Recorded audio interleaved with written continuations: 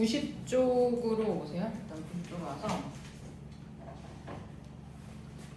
2차 방정식의 이제 두 번째 얘긴데 일단 하기 전에 잔소리 한번 하고 가자. 자, 너희가 지금 중3이잖아. 그러면 이제 친구들은 거의 뭐 고등과정을 어떻게 하고 있느냐에 지금 혈안이 돼 있을 거야. 응? 고등과정을 어디까지 했느냐, 그지? 몇 번 했냐? 그래서 심화서를 했냐 안 했냐? 뭐 이런 얘기들이 오고 가야 되는 상황이야. 그 상황에 너희가 지금 조금 릴렉스해. 긴장감이 없어. 마치 중학교 과정 공부하는 것처럼 이렇게 설렁설렁 할 수 있는 건 하고 안 되면 말고 뭐 이런 식으로 중학교 공부처럼 수학을 하면 고등학교 올라가면 고등학교는 이 전 지역의 평균이 40점대야. 되게 점수가 무슨 40점이나 나올까라고 생각되겠지만 그냥 이 평균이란 뜻이잖아. 웬만큼, 보통의 공부를 하면 40점이 나온다는 거야. 이 보통의 공부도 사실은 꽤나 긴 시간 동안 수학에 투자를 해서 얻은 점수가 평균이야. 안 한 게 아니야. 근데 수학을 그냥 포기한 학생들도 한 2, 30점은 나와. 그 얘기는 뭐냐면 이 차이가 별로 없다는 얘기는 뭐냐면 웬만큼에서는 그냥 평균 점수만 나오는 거지 높은 점수는 안 나와. 그러니까 그 어떤 커트라인 이상까지 그걸 넘어서야 비로소 한 뭐 60점대, 70점대 이 정도가 나와야 그래야 지금 9등급제 기준으로는 한 3등급이면 뭐 한 20% 전체 20% 이 정도 생각해야 돼. 그치? 그러니까 지금부터는 사실 고등과정 공부하는 게 중학교 과정은 탄탄히 하는 게 맞긴 한데 고등과정 공부하는 건 좀 지금은 개념과정이랑 선생님이 좀 그리고 이제 예은이 같은 경우는 아직 방정식 함수가 완벽하게 끝난 게 아니어서 개념과정이랑 조금 이제 천천히 하고 있고 아주 깊게는 하지 않아. 그치? 근데 그런 이 순간에도 이제 숙제를 안 하고 놓치고 덜 하고 하는 건 지금 현재의 중3의 역할은 아닌 것 같아. 언니 알죠? 선생님이 더 빡세게 할 수도 있어. 선생님이 더 강하게 막 푸시 더 해야 돼 지금 이거 끝내고 그 다음 거 뭐 해야 돼 라고 할 수 있어. 그러나 이제 개인차라는 게 있고 개인 성향이라는 게 있고 너희 둘은 좀 조용하게 강했으면 좋겠어. 내가 말하는 컨셉은 뭐야? 되게 조용조용 뭐 이렇게 티 안 나게 수학 잘하네. 이런 컨셉을 스스로에게 좀 심었으면 좋겠어. 응? 그래서 이렇게 올라가서도 시험 보고 나니까 쟤 수학 공부 잘하는구나, 막 등급이 잘 나오네. 응? 뭐 이런 컨셉으로 공부를 해줬으면 좋겠어. 즉 밖에 나와서는 노는 것처럼 보이고 집 안에서는 무섭게 공부하고 독하게 공부하고 이게 제일 사실 수학이 멋이거든. 뭐 학교에서는 뭐 그냥 빈둥빈둥 되는 것 같고 뭐 수업도 그렇게 그냥 뭐 열심히 듣는 것 같지 않고 그냥 조용히 잘 다니는데 성적을 봤더니 띠용 뭐 이런 지금부터 그걸 좀 고등학교 올라가기 전에 그죠? 그런 띠용한 실력을 갖출 수 있도록 조금 더 정진하시길 부탁드립니다. 자, 어려운 개념이 아니고, 그러니까 내가 봤을 때 와 얘는 이거 했을 때 이거 못해. 근데 그래서 숙제 해왔어도 이거 못했겠다. 안 되겠다 싶은 내용은 이렇게 얘기 안 해. 근데 너희 정도면 이 교재는 호로록 할 수 있어. 한 1시간이면 호로록 다 풀 수 있어. 그치? 근데 그거마저도 안 하면 이제 다음에 다시 공통원을 반복할 때 이제 그 심화 과정에 대한 이해가 많이 이제 힘들 수 있어. 그치? 그래서 고등과정 내신은 심화만 80% 나온다. 공부를 안 한 애들이나 좀 한 애들이나 1번부터 한 8번까지 풀고 나머지는 이런 문제들이거든. 그래? 근데 이제 1번부터 8번까지는 공부를 했든 안 했든 그냥 대충 맞출 수 있는 문제라면 그 다음 문제부터는 아주 많이 연습을 해야 제 시간 안에 풀어낼 수 있는 문제들이니까 여기까지 갈 수 있게 이제 지금 3월이잖아. 내년 이제 2월까지. 그죠? 내년 2월까지 겨울방학까지 해서 그거를 아주 촘촘히 쌓아놔야 됩니다. 난 지금 잔소리만 6분 28초 하고 있어. 자, 그래서 한 번쯤 이제 새 학기니까 한 번쯤 이제 또 정신을 또 차리고 이제 지향점이 있어야 될 거 아니야. 내가 이제 수학으로 어떻게 어디까지 뭐를 하겠다라는 걸 선생님이랑 좀 같이 계획을 잡았으면 하는 마음에 이제 잔소리를 먼저 시작했습니다. 그래서 이제 예은이가 대충 끝나가니까 이제 본격적으로 이제 고등과정을 할 건데 조금 속도를 중간고사 끝내고 근데 중간고사 성적이 좀 잘 나왔으면 좋겠어. 탄탄하게 잘 나오면 이제 이번 여름방학 니네 여름방학이 12일이더만 띠용 여름방학 때 이제 해보자 하려고 했는데 10일? 그 뭐 때문에 그런 거야? 저희 그 무슨 공사한다고 겨울방학 때 뭐 맨날 화장실 공사 뭐 이런 것 때문에 그 뭐지 성면인가 그거. 그래. 어쨌든 여름방학이 없다는 안타까운 소식과 함께 네. 그래서 그 기간이 좀 짧아가지고 조금 걱정이긴 해. 여름방학부터 뭔가를 하나 또 만들어 놓기는 해야 되거든. 그래? 그래서 지금 뭐 공통 원을 하고 있기는 한데 작년 기준으로 얘기하면 작년 친구들은 공통 원, 공통 투, 그 다음에 배수, 미적, 학공 이렇게 5과목 중에 요 정도까지는 필수라고 생각합니다. 여기까지는 필수. 그 다음에 요거나 요거는 이제 선택.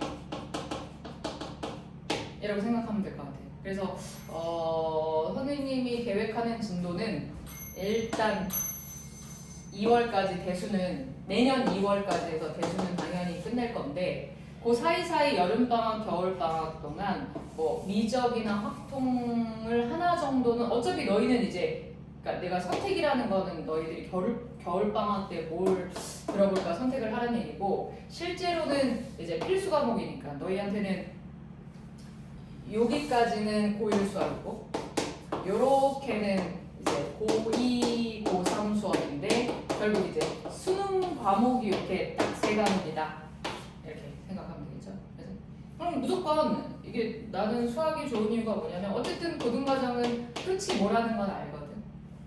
그럼 한번 쭉 해서 끝까지 갔다가 다시 돌아오고 그래서 뭐 거기서 어려웠던 것 좀 체크하고 안 되는 것 좀 더 연습하고 그럴 수 있는 여지가 이만큼 있단 말이야. 그치? 그래서 이걸 다 완성한다기보다는 이제 공통 원투의 대수까지는 하고 요거는 선택적으로 하나 개념을 들어놓고 그리고 이제 우선은 공통 원투에 대한 이제 심화 수업이 좀 필요해. 그래서 심화 수업을 여름방학 때부터는 이제 할 수 있게 그렇게 진도를 맞춰보도록 할게. 그래서 공통 원을 최대한 여름방학 전에 끝내서 공통 투 나가면서 이걸 심화를 하나 더 하고 이제 2학기 때 대수를 좀 공부를 하고요. 그리고 겨울방학에는 둘 중에 뭔가 하나 선택해주고 그리고 다시 한번 요과정의 심화를 또 한 번 하셔야 돼요. 꽤 어렵습니다. 그래서 근데 너희 정도는 할 수 있습니다. 그래서 이렇게 계획을 하고 있다. 아시면 되고요. 자, 그래서 일단 내용을 볼게. 90쪽은 근해 공식만큼이나 뭐 노멀하게 늘 쓰이는 거라 내용도 어렵지 않고요. 한번 볼게. 자, 제목이 2차 방정식의 근과 개수와의 관계거든. 그러면 이 개수는 요 A, B, C를 얘기하는 거고, 그지? 그러면 근이라는 건 뭐 최고참을 A라고 했을 때 우리가 이렇게 보통은 인수분해 이용해서 이렇게 2차 방정식의 근을 나타내지, 그지? 그래서 요 알파 베타와 이 A, B, C의 관계라고 생각하면 돼. 알파 베타와 A, B, C의 관계. 과정은 이래. 과정은 일단 요식 전체를 1로 만들어줄게. 최고참 계수 1로 만들어주기 위해서 양면을 싹 A로 이렇게 나눌게요. 그러면 얘도 이 방정식의 근을 알파 베타라고 하면 얘도 최고차항의 계수를 1로 만들어 놓고 얘를 전개를 해보면 1차 항의 계수가 이렇게 정리가 되고 이렇게 두 개죠. 그 다음 상수항이 이렇게 정리되는 거예요. 맞죠? 끝났어. 자, 근과 계수와의 관계. 실제로 이제 근의 공식에 넣어서 근을 이제 정확하게 처음부터 끝까지 이제 보여줄 수 있는 방법 말고 그냥 우리는 알파 베타의 합이나 이런 게 그 변형 공식에서 엄청 많이 나오잖아. 두근의 합, 두근의 곱, 제곱의 합, 뭐 완전 제곱식 이런 거. 그래서 두근을 더한 값은 굳이 근의 공식까지 가지 않아도 요 문자만 봐도 구할 수 있지 않겠냐. 요 자리에 들어있는 게 얘야. 그래서 A분의 B야. 근데 선생님이 부호를 알파 더하기 베타로 바꿨으니까 얘 부호를 한번 싹 바꿔주면 그게 바로 두근의 합이 되고. 그래서 내용 쉬워. 그 다음 요 맨 마지막 상수항 자리에 A분의 C가 있으니까 결국 두근의 곱을 우리는 A분의 C 값으로 정리할 수 있다. 그치?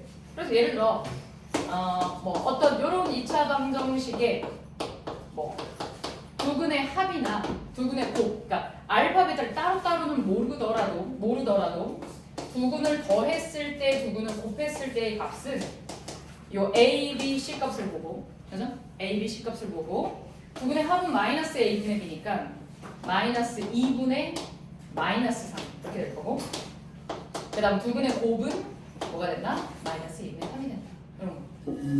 그래서 요거는 2차 방정식에도 공부할 거고 나중에 플러스에서 3차 방정식에서도 똑같은 방법으로 연습을 할 거거든. 근데 우선 2차가 기본이 돼야 되니까. 그래서 이거는 은근 써먹을 때가 많아요. 그래서 내용은 간단하고 은근 써먹을 때가 많으니까 이 내용을 지금 한번 외울게요. 두근의 합은 어렵지 않아? 마이너스 A분의 B고 그 마이너스, 그 다음 두근의 곱은 A분의 C 값으로 우리는 빠르게 구할 수 있다. 그래서 이런 내용. 그거 관련된 문제만 오늘 연습할게. 미니는 이걸 일단 먼저 확인하셔야 돼요.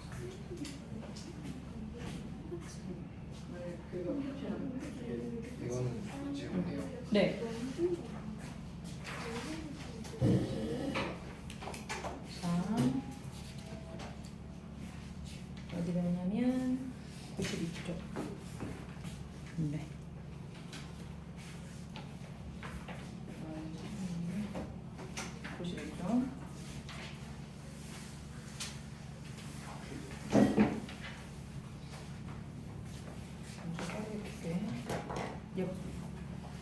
그거 좀 남았지?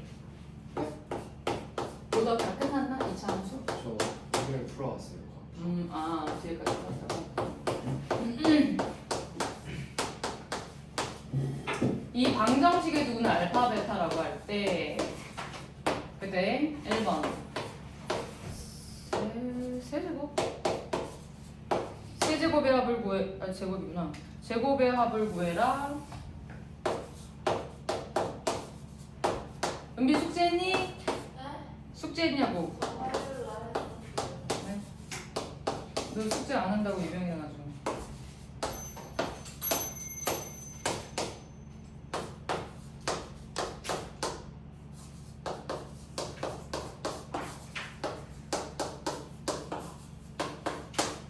자, 사실 뭐 오늘 배운 내용은 이런 게 아니라 오늘 배운 내용은 두 군의 합과 두 군의 곱을 여기 A, B, C 개수를 보고 체크하자 였어. 그래서 두 군의 합은 마이너스 1분의 4니까 마사. 그 다음 두 군의 곱은 1분의 마이너스 2니까 마이너스 2. 오늘의 내용은 이거야. 그죠? 그리고 이제 질문을 그래서 더한 게 얼마냐 곱한 게 얼마냐 이렇게 물어볼 수는 없잖아. 너무 수준이 낮잖아요. 그죠? 그래서 이제 이런 거는 너네들이 알 건데 그거 이용해서 변형해서 이런 걸 구할 수 있을까? 이렇게 묻는 거죠. 그죠? 그럼 이런 거는 당연히 변형 공식. 알파 더하기 베타가 있으니까 완전 제곱 이용해서 변형하시면 되고요. 대입하고 그 다음에 이제 분수가 나온다. 그러면 당연히 기본적으로 이제 통분해 볼 수 있을까? 통분을 하면 어떤 식이 나오지? 라는 생각을 좀 해줘야 돼. 그래서 분모를 제곱과 제곱으로 통분을 해주면 얘가 베타 세제곱, 얘가 알파 세제곱이 되니까 세제곱 더하기 세제곱. 그죠? 그러면 지수 법칙. 지수는 이제 분배 법칙이 성립하기 때문에 요거 전체를 한 번에 제곱했다라고 생각해도 되고, 그죠? 그 다음 세제곱의 변형 공식은 뭐였어? 알파 더하기 베타 세제곱 외우고 있겠지? 외우고 있겠죠? 지금쯤은? 이렇게. 그래서 합과 곱으로 나타내는 게 그래서 굉장히 많이 써. 합과 곱을 이용하는 거. 그죠? 그래서 세제곱 더하기 세제곱은 요런 변형 공식. 얘가 인수분해 공식도 있고 정계 공식도 있고 변형 공식도 있다 얘들아. 그지? 그래서 요런 변형 공식에다가 쏙쏙쏙 대입. 그죠? 줄린 거 아니죠? 자, 그다음에 요런 건 이제 요런 거 어디서 봤냐면 알파 제곱 5알파 마일. 그러면 근이 알파였으니까 여기다 대입하면 알파 제곱 4알파 마이는 0이다. 여기까지 나오는 거. 그럼 이런 거는 그냥 얘를 갖다 집어 넣어. 요 자리에 그냥 저거 갖다 넣어. 그래 놓고 문제에선 5알파니까 알파를 하나 더 해야 되고 상수항은 마이너스 1이니까 1을 한번 빼야 되잖아. 그죠? 근데 요만큼이 0이라며. 그지? 요만큼이 0으로 사라지는 거니까 결국 이 괄호 하나가 알파 더하기 1이죠. 그러면 뒤에도 똑같은 모양이니까 알파 더하기 1이었으면 두 번째는 베타 더하기 1이죠. 그러면 전개해서 끝났지. 알파 베타, 알파 더하기 베타 더하기 1. 일단 연습 한번 해볼게. 92쪽.